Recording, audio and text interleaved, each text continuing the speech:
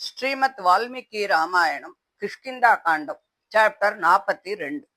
சீதா தேவியை தேடும் மகத்தான முயற்சியில சுக்ரீவன் தனது வானர சேனைய நாலா பக்க திசைகளிலும் அனுப்பத் தொடங்கினான்.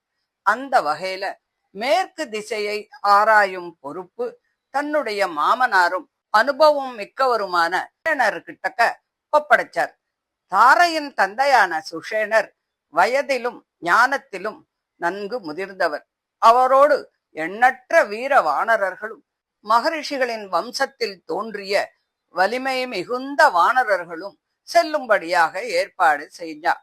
சுக்ரீவன் அவர்கள் கிட்டக்க, நீங்கள் தேடக்கூடிய பகுதி சாதாரணமானது இல்ல.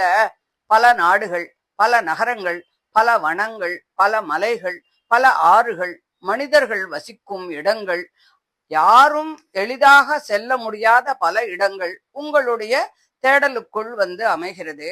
அதனால எந்த இடத்தையும் அலட்சியப்படுத்தாம ஆராயணும் அப்படின்னு சொல்றான். அவர்கள் முதல்ல செழிப்பான சுராஷ்டிரம், பாக்லீகம் முதலிய நாடுகளையும் வளமான நாடுகளையும் ஆராயணும். புன்னாக மரங்களும் வகுள மரங்களும் உட்பல மரங்களும் நிறைந்த மணமிக்க காடுகள், கேதகை மரங்கள் நிறைந்த பகுதிகள், குளிர்ந்த நீரை கொண்ட நதிகள், முனிவர்கள் தவம் செய்யும் வனங்கள், மலைப்பகுதிகள், பள்ளத்தாக்குகள் அனைத்திலும் தேடி பார்க்கணும் அப்படின்னு சொல்றான். அதை தவிர மேற்கு திசையில விரிந்திருந்த வறண்ட நிலப்பரப்புகளையும் உயர்ந்த பாறை தொடர்களையும் கடந்து போகும்போது கடைசியில பெரும் மேற்கு கடலை அடைவீர்கள். அந்த கடல்ல மகரங்கள், முதலைகள் முதலிய அச்சமூட்டும் உயிரினங்கள்லாம் இருக்கு.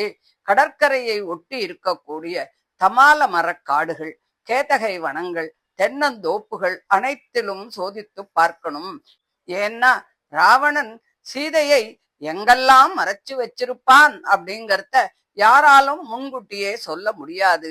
அதுக்கப்புறம் பல புகழ்பெற்ற நகரங்கள், துறைமுகங்கள், கடற்பகுதிகள், பேரரசுகள், மலைப்பகுதிகள் அனைத்தையும் ஆராயணும்.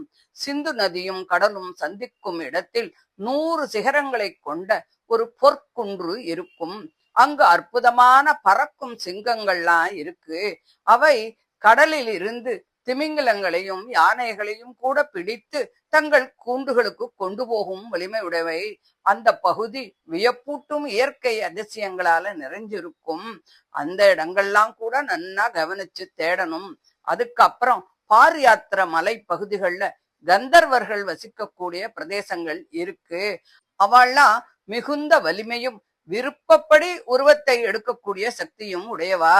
அந்த பகுதிகள்ல தேவையற்ற மோதல்களில் ஈடுபடாமல் எச்சரிக்கையோடு நடந்துக்கணும். அங்கு கிடைக்கும் பழங்களையும் செல்வங்களையும் கவர முயலக்கூடாது.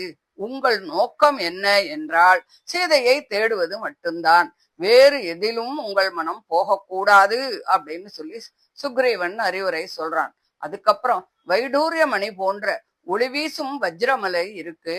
அந்த குகைகள்ல தேடி பார்க்கணும். சக்கரவான் அப்படின்னு ஒரு மலை இருக்கு. அங்கே விஷ்ணு பெருமான் அசுரர்களை வென்று சங்கு சக்கரங்களை பெற்றதாக சொல்லப்படுகிறது. அந்த பகுதியிலும் சீதையினுடைய தடயங்கள் இருக்காங்கிறத தேடி பார்க்கணும். அதுக்கப்புறம் வராகமலை இருக்கு. அதன் அருகில பொன்னால் ஆன பிராக்ஜோதிஷம் அப்படின்னு ஒரு நகரம் இருக்கு. அங்கு நரகாசுரன் வாழ்ந்ததா சொல்லப்படுறது. அந்த மலை குகைகளிலும் ராவணன் சீதையை மறைத்து வைத்திருக்க வாய்ப்பு இருக்கு.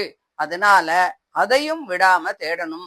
அதற்கு மேலும் பயணம் செய்தால் பொன்னொளி வீசும் மலைகள் தோணும். அதுல காட்டு யானைகள், சிங்கங்கள், புலிகள் எல்லாம் இருக்கு. அவைகளின் கர்ஜனை மலைகளையே அதிர பண்ணும். தேவதைகளின் தலைவனான இந்திரன் ஒரு காலத்துல அபிஷேகம் செய்யப்பட்டதாக சொல்லக்கூடிய மேகவான் அப்படிங்கிற மலை அங்கே இருக்கு. அதுக்கப்புறம் ஆயிரக்கணக்கான பொன்மலைகள் தொடர்ச்சியா இருக்கும். அங்கு உள்ள மரங்கள் கூட பொன்னிறமாக இருக்கும். அந்த மலைகளின் நடுவே உலக புகழ்பெற்ற மேருமலை உயர்ந்து இருக்கு. சூரிய பகவான் அருளால் அது எப்போதும் காந்தியோட இருக்கு. அதன் மீது வாழும் தேவர்கள், கந்தர்வர்கள், அசுரர்கள் எல்லோரும் கூட அந்த ஒளியினால பொன்னிற தோற்றத்தை அடையறா. ஒவ்வொரு மாலையும் தேவர்கள், மருதர்கள், வசுக்கள் ஆகியோர் அங்கு வந்து சூரியனை வழிபடுறா. சூரியன் உலகின் பார்வையில் இருந்து மறைந்து அஸ்தமன மலையை நோக்கி போறான். அஸ்தமன மலையின் உச்சியில் விஸ்வகர்மா உருவாக்கிய தெய்வீக மாளிகை இருக்கு. அது வருண தேவரின் இல்லமா இருக்கு. மேருவுக்கும் அஸ்தமன மலைக்கும் இடையில தாள மரங்களை போன்ற பொன்னிற மலைகள் இருக்கு. அந்த பகுதிகளில் உள்ள குளங்கள், நதிகள், மலை குகைகள், வனங்கள் அனைத்திலும் சீதையை தேடணும். அந்த இடத்துல மேரு சாவர்ணி என்ற மகரிஷி வாழ்ந்துருக்கார். அவர் பிரம்மனை போன்ற மகத்துவம் உடையவர். அவரிடம் பணிவுடன் சென்று சீதையை பற்றிய தகவல்களை விசாரிக்கலாம். ஏன்னா தர்மத்தில் நிலைத்தவர்களுக்கு உலகின் பல மறைபொருள்கள் தெரிஞ்சிருக்கும். அஸ்தமன மலையை தாண்டி சூரிய ஒளி எட்டாத பகுதிகள்லாம் இருக்கு. அந்த இடங்கள் எப்படி இருக்கு அப்படிங்கிறது யாருக்கும் தெளிவா தெரியாது.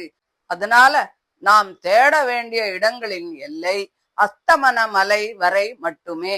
அதுக்கு அப்பால் போக வேண்டிய அவசியமே இல்லை அப்படின்னு சொல்லி சுக்ரீவன் சொல்றான். இதுக்கு இடையில ஒரு முக்கியமான கட்டளையையும் அவன் சொல்றான்.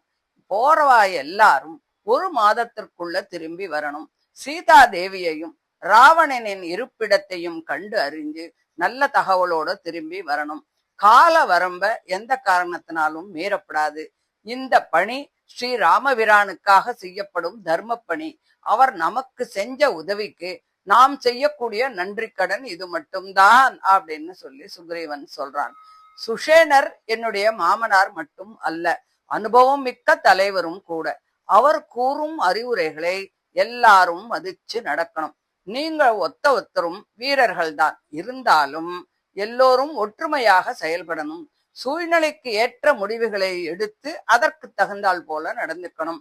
தேசம், காலம், சூழ்நிலை ஆகியவற்றை ஆராய்ந்து புத்திசாலித்தனமாக நடந்துக்குங்கோ அப்படின்னு சொல்லி அறிவுரைய சொல்றான்.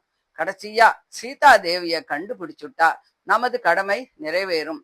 அதுவே நமக்கு மிகப்பெரிய வெற்றியாகும். அதனால உங்களுடைய முழு வலிமையையும் அறிவையும் பக்தியையும் பயன்படுத்துங்கோ அப்படின்னு சொல்லி எல்லாருக்கும் ஒரு ஊக்கத்தை கொடுக்கிறான். சுக்ரீவனின் இந்த விரிவான அறிவுரைகளை கவனமாக கேட்ட சுஷேனரும் அவரோடு கூட இருந்த வானரர்களும் அவருக்கு மரியாதையோடு வணக்கத்தை சொன்னார். பின்னர் வருணனால் காக்கப்படும் மேற்கு திசையை நோக்கி ஸ்ரீராமபிரானின் காரியத்தை நிறைவேற்றும் ஒரு உறுதியோடு சீதா தேவியை தேடும் புனித பயணத்தை தொடங்குறா. ஸ்ரீ ராமகாரியம் அப்படின்னு சொல்லக்கூடியது பகவானுடைய இறை காரியம். அதில் ஈடுபடுபவர் தன்னுடைய சுகதுக்கங்களையே மறந்து கடமையைத்தான் முன்னிறுத்தணும். சுக்ரீவன் காட்டியது போல பக்தி, நன்றி உணர்வு, ஒழுக்கம், கால கட்டுப்பாடு மற்றும் நல்ல தலைமையை கடைபிடிப்பது இவையெல்லாம் வெற்றிக்கு வழிவகுக்கும். சீதையை தேடும் இந்த பயணம் வெளிப்படையாக ஒரு தேடல்தான் என்றாலும் உள்ளார்ந்த நிலையில அது ஜீவாத்மா இறைவனை நாடி செல்லும் ஆன்மீக பயணத்தையும் குறிக்கிறது.